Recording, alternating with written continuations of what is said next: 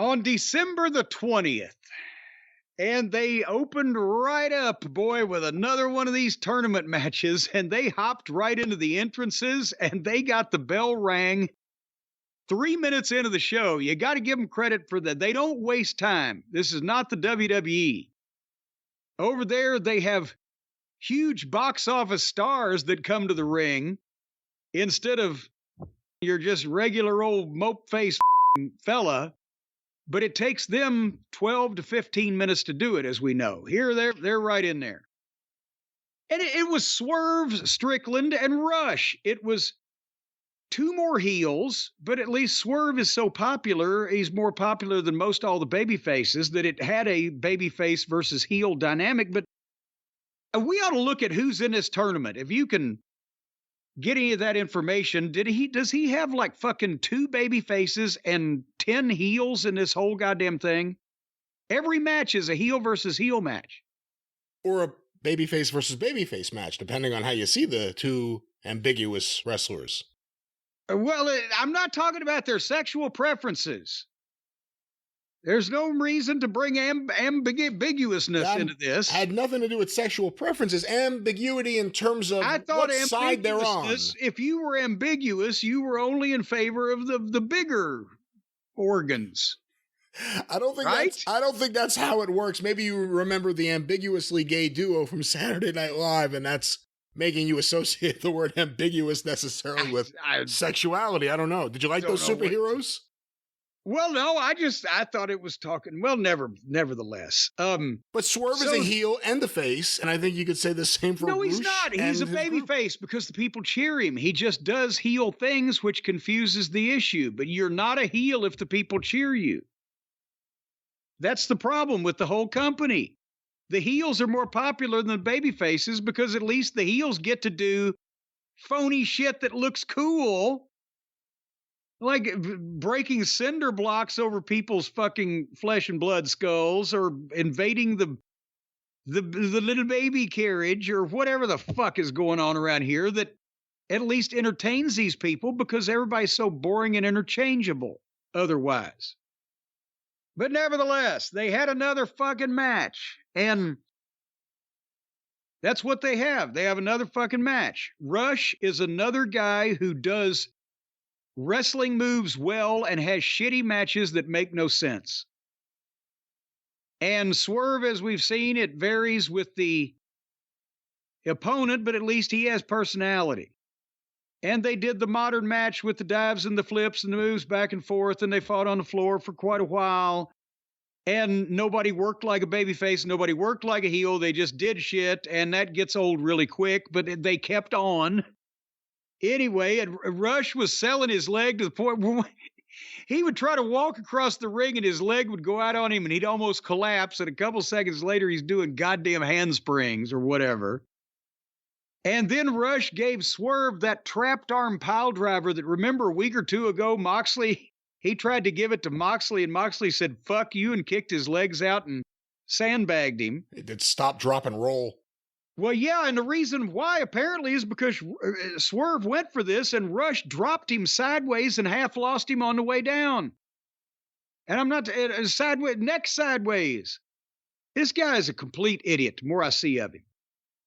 And then Swerve gave Rush a 450 splash off the top and covered him, and Rush kicked out at 1 and bolted, bolt upright, as Mama Cornette used to say, to his feet and beat Swerve up to his feet. I'm like, Danny Spivey beat a motherfucker's ass for shit like that. And they worked it in apparently as an agreed upon part of the fucking presentation here. And suddenly Swerve face planted him, hit a brainbuster, got a 2 count, kicked him in the head, went to the top, took about 15 seconds, where the guy had to sit there dumbfounded, then did the double stomp and covered him 1, 2, 3. So after all that, 20 minutes in, he just beat him flat. Not saying that he shouldn't have beat him, but, who does these finishes? Anyway, they just do shit till they run out of shit to do. What were your thoughts on this contest there, my fellow Brian? I'm the only Brian here. I'm not your fellow Brian. You are not a Brian. But as the lone Brian well, you're my here, good fellow. Yes? Yes, my good fellow Brian. I put a comma in there, but you didn't hear. All right, well, my good fellow Jim. As a Jim, I think this match was, it was all right. You know, I'm not into too many of the matches. I mean, shouldn't say not into it. It needs to be something more than a tournament match where I think I know who's going to win to get me into the back and forth match. I did think Roosh did a good job of selling until he jumped up, like you said, after the move. Like nothing. He hulked up in the way that fans used to hate Hulk Hogan doing it. He did it just in less time. And there was another part where he's flipping everybody the double bird. And when you talk about he was selling, 1 minute he's selling his leg like it's goddamn the end of the world, and the next minute he's normal until he needs to sell it again. Until the referee whispered, "Moxley's selling his leg tonight. Stop." But you know, Swerve is super over. I think the bigger story here is the reaction Swerve got coming out there, the reaction Nana got coming out there. And by the end of the show, they're going to fuck that up too. Well, he's super over, and he has, I have to get the points pulled up here. I think he has 9 points. Well, that's the thing. Basically, they come down in this program. Where have I got this written down here? In unintelligible fucking...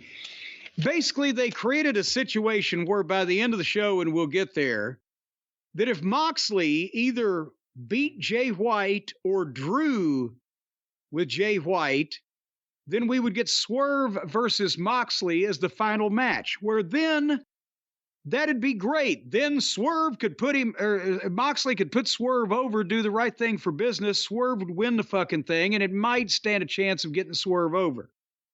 But if Jay White wins over Moxley later on tonight, then it's a 3-way final because they're all tied with points, which is horseshit because now you know the finish because Tony Khan is going to fuck the final up that might get Swerve over by beating Moxley to have some fakakta 3-way where nobody gets over and it's just a meaningless mark match. So we knew automatically after this first thing what the fuck was going to go on later on, didn't we? Couldn't everybody call it then? I think we knew based on them showing us and telling us that stipulation right away what it was going to happen. I think Kingston's going to win this thing. I think they're going to do something sneaky like have Kingston come back at the points. It's not possible. And the big dramatic moment where he goes over in the tournament final. How is that going to happen? It is possible. Eddie Kingston right now has 6 points with 1 match to go. Also in the Blue League with 6 points is Brody King and Claudio. With 9 points is Andrade and Danielson. Danielson's wrestling Claudio. So if Claudio beats Danielson, Danielson stays at 9, Claudio gets 9. Brody King is wrestling Garcia, who has 0 points, Daniel Garcia. My God, so he beats him, he gets 9 points.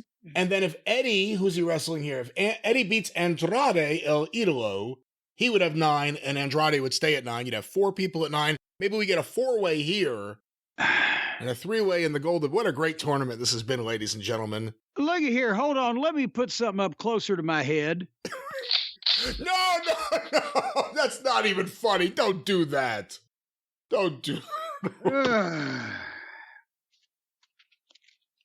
So then... I'm looking at the tournament later on. I'm looking at the fucking point system here, too. Didn't they also have, like, you would get, like, 1 point if you won by something else? No one has anything but 0 or 3. Or multiples of 3, yeah. Yeah, everything's just a 0 and a 3 everywhere.